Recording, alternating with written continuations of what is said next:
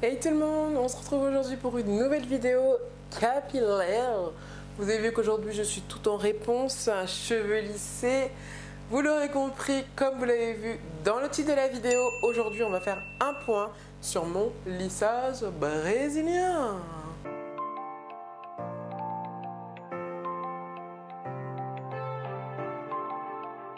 Vous savez, ce lissage qui a tant fait parler, il y avait l'équipe pour et l'équipe contre. L'équipe pour, c'était « Ah, c'est super joli, c'est vraiment tes cheveux, tu fais clairement ce que tu veux ». Et l'équipe contre, c'était « Satan, c'est pas bien ce que tu fais, c'est pas bien ce que tu infliges à tes cheveux, tu sais même pas la composition réelle des produits ».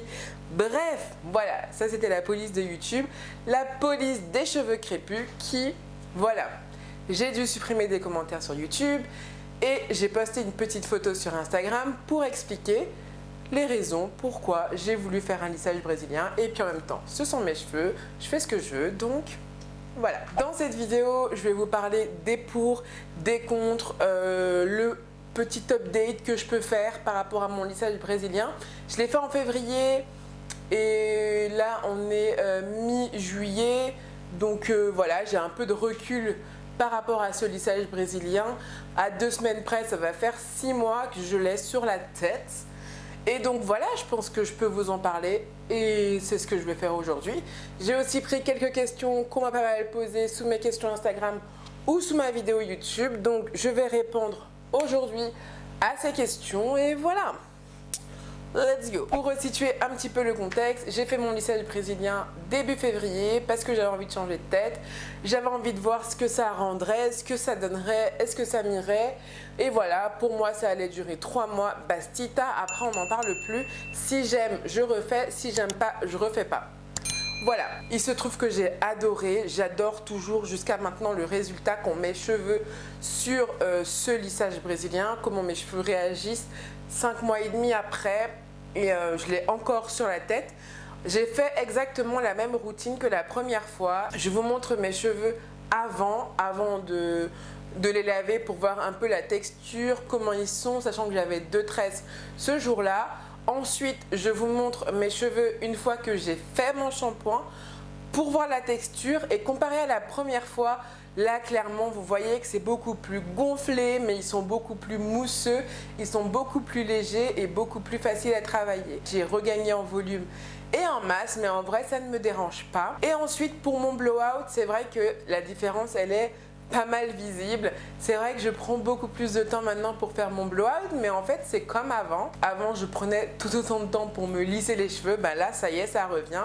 Durant le processus, on va dire vers février, mars, avril, ça c'était hyper rapide. Je faisais mon blowout, tac tac tac. Après je faisais les plaques et ça allait très vite. En 1 heure, je pouvais avoir lissé mes cheveux et ça c'était top.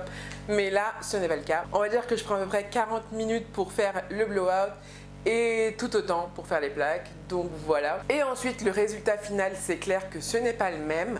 On va dire que quand j'avais fait le lissage brésilien, c'était beaucoup plus plaqué. Vous voyez, j'avais beaucoup moins de volume, j'avais beaucoup moins de touffe, mais encore une fois, ça ne me dérange pas parce que ça fait partie du processus en fait. Par rapport à avant, quand j'avais totalement les cheveux crépus, c'est vrai que ça va plus vite quand même. Un truc qu'on ne dit jamais lorsque les gens font le lissage brésilien, c'est les repousses. Parce que forcément, tes cheveux, ils poussent. Moi, clairement, mes cheveux, ils ont pas mal poussé. Sachant que si vous suiviez mes vlogs, mes Frenchy Dailies pendant le confinement, j'ai coupé 2 fois mes cheveux et là, ils ont quand même pas mal poussé. Donc, je suis trop contente. Quand tes cheveux poussent, bah, t'as tes cheveux crépus, mon gars. Donc, en fait, tu joues avec une double texture. Et cette double texture, si on ne s'en rend pas compte et si on se laisse piéger, ça fait qu'on veut tout le temps se lisser les cheveux. Donc moi, pour contrecarrer ça, parce que comme vous avez vu pendant le confinement, je crois pendant les 2 mois de confinement, je me suis lissé les cheveux 3 fois, bref, pas souvent quoi. Eh ben, je fais des coiffures protectrices, je fais tout le temps des tresses, des nattes. Là encore une fois, je me suis lissé les cheveux parce que je vais faire une coiffure protectrice. Dans 2 semaines, je pars en vacances pendant 2 semaines et du coup, j'ai pas envie d'avoir à me coiffer, j'ai pas envie de toucher mes cheveux, je vais beaucoup aller dans l'eau, etc. Donc voilà, mes cheveux ils seront en coiffure protectrice, on n'en parle plus. Donc ouais, ça c'est un point négatif du lissage brésilien, c'est les repousses. C'est-à-dire qu'à partir de avril, je sentais clairement la différence. Là, c'est comme si vous aviez un défrisage et là, vos cheveux revenaient à la normale et c'est ouf en fait. Ça se voit clairement à l'écran. Je me souviens pendant le confinement, je vous avais fait un petit update et je vous avais montré un peu toutes mes repousses. Et mes repousses, je crois qu'elles sont de ça. Donc c'est pour vous dire à quel point moi c'est hyper flagrant. Je sens la difficulté ici quand mon peigne doit passer, quand ma brosse. Donc je me démêle les cheveux uniquement sous la douche, mais ça n'a pas changé, c'est comme avant, on n'y peut rien. Les cheveux poussent et encore heureux que ça pousse. Un truc qui est cool aussi, c'est qu'il faut savoir que le lissage brésilien c'est un soin et du coup mes cheveux durant tout le temps où j'ai le lissage brésilien, ils sont toujours hyper soyeux. À chaque fois, je mets mon sérum pour les nourrir et pour les faire briller. Là, j'ai mis un peu d'huile de carotte sur les pointes parce que mes pointes, elles en ont besoin. Vos cheveux, ils sont tout le temps brillants, tout le temps soyeux et ça, c'est cool. Donc maintenant, je vais répondre à quelques questions qu'on m'a posées. Premièrement, est-ce que le lissage brésilien a abîmé mes cheveux? Non, pas du tout. Ça n'a pas du tout abîmé mes cheveux. Encore une fois, comme je vous l'ai dit tout à l'heure, ce qui abîme le cheveu, c'est le fait de faire les plaques à longueur de journée. Mais moi, justement, j'évitais de faire des plaques parce que rien que le rendu, sans le blowout, sans la chaleur, eh ben, ça me plaisait. Alors oui, des fois, quand j'ai envie de mettre mes extensions, je me les lisse, comme ça fit mieux avec les extensions, mais j'évite au maximum de faire les plaques. La deuxième question qu'on me demande assez souvent, c'est est-ce que je vais refaire un lissage brésilien? Et la réponse est oui, au grand oui. J'ai tellement été conquise par le lissage brésilien que j'en ai fait un aussi à ma cousine et clairement, elle adore. Je vais me refaire un lissage brésilien, je pense, en septembre. Là, ça aura fait 7 mois et demi que j'aurai eu mon lissage brésilien. Donc voilà, c'est histoire de faire une petite retouche. Comme vous saviez, j'avais acheté un paquet où il y en avait 2 dedans. Et du coup, là, j'ai l'autre paquet. Et c'est ce que je vais faire en fait. Et je trouve que 7 mois, c'est un très très bon ratio. Après, je ne compte pas le faire à vitam aeternam et ne jamais m'arrêter. Mais là, j'ai envie de le refaire. Je pense que je vais le refaire. Aurais-tu 2 ou 3 conseils à donner aux personnes qui veulent faire un lissage brésilien? Ça, c'est quelque chose qu'on me demande souvent. Et en vrai, en termes de conseils, c'est premièrement, éviter les plaques. Deuxièmement, si vous voulez le faire, faites-le pour vous. N'attendez pas l'avis des autres parce que moi, si je devais attendre l'avis des autres, clairement, je ne l'aurais pas fait. Et troisièmement, essayez de le faire chez vous, ça coûte carrément moins cher. Après, certes, vous n'avez pas un résultat de salon, mais si vous respectez bien les étapes, si vous prenez votre temps, clairement, c'est super joli. Pensez à aérer votre maison quand vous le faites ou ne faites pas en présence d'enfants. Ça, c'est quelque chose que je vous déconseille parce que voilà, l'odeur, comme je vous avais expliqué, elle est ouf, mais vraiment ouf. N'hésitez pas à couper vos pointes au fur et à mesure que vous voyez que vos cheveux poussent parce qu'avec le lissage brésilien, j'ai trouvé que mes cheveux ont poussé un peu plus vite. J'ai pris du Fork à Peel, donc je pense que ça a aidé. On me demande aussi est-ce que je trouve que mes cheveux ont poussé et la réponse, comme je vous ai dit, c'est oui. Enfin, on voit clairement que mes cheveux, ils ont une bonne longueur. Quand je passe les plaques, je les passe 1 ou 2 fois et encore une fois, c'est à 160. C'est pas comme le processus de lissage brésilien à 210. Donc niveau chaleur, c'est pas la même.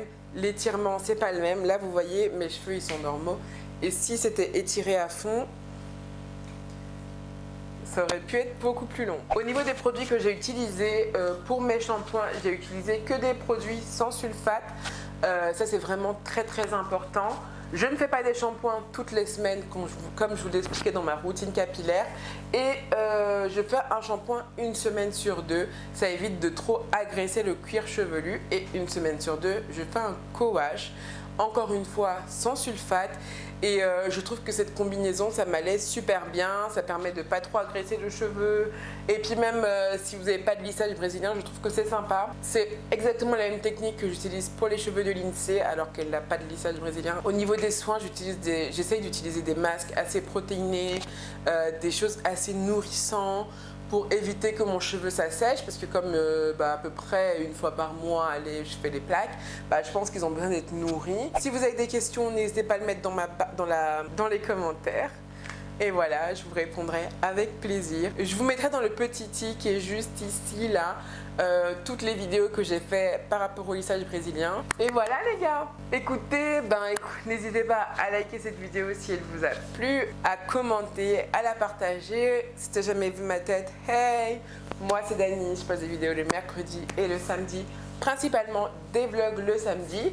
Donc voilà, n'hésite pas à t'abonner si tu n'as jamais vu ma petite tête, si tu regardes cette vidéo. Et voilà, je vous fais d'énormes bisous. J'espère que cette vidéo vous aura plu et vous aura surtout été utile si vous faites un lissage brésilien, si vous voulez faire un lissage brésilien.